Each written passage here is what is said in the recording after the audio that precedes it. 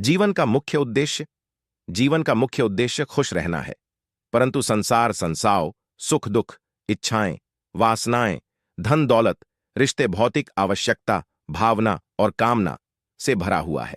जब तक इन संसारों का अंत नहीं होगा और हमें वास्तविक संसार का ज्ञान प्राप्त नहीं होगा, तब तक खुश रहना कठिन है। इसीलिए हमें संसारों का अंत करना होगा, जिससे हम संसार का वास्तविक ज्ञान प्राप्त कर सकें। संसार का वास्तविक ज्ञान प्राप्त करने का एकमात्र साधन ज्ञान है। ज्ञान दो प्रकार का होता है। 1. अर्जित ज्ञान। 2. संचित ज्ञान। अर्जित ज्ञान हमें वेदों, किताबों, गुणी व्यक्तियों आदि से प्राप्त होता है, जिससे हम अपने जीवन को कुछ हद तक सफल बना सकते हैं। परंतु संचित ज्ञान हमारे भीतर से ही प्राप्त होता है और यह हमारे जीवन को सबसे अलग और सफलता की ऊंचाइयों तक ले जा सकता है। जितना गहरा संचित ज्ञान होगा, उतनी ही सफलता की ऊंचाई प्राप्त होगी। अब सवाल यह है कि संचित ज्ञान कैसे प्राप्त करें?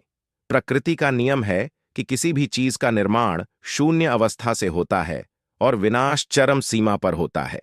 इसलिए यदि आप ज्ञान का निर्माण करना चाहते हैं, तो आपको शून्यता में जाना होगा।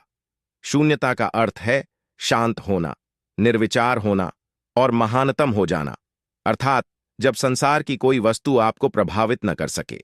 जब आप इस स्थिति में आ जाएंगे, तो निर्माण प्रक्रिया आरंभ हो जाएगी और आप ज्ञान के शिखर पर पहुंचने लगेंगे।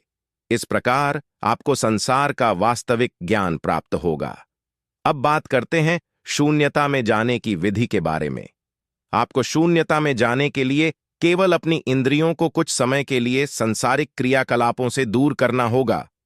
आप प्रतिदिन ध्यान करना शुरू करें, क्योंकि यही एकमात्र ऐसी प्रक्रिया है जो आपको सांसारिक क्रियाकलापों से दूर शून्यता में ले जा सकती है।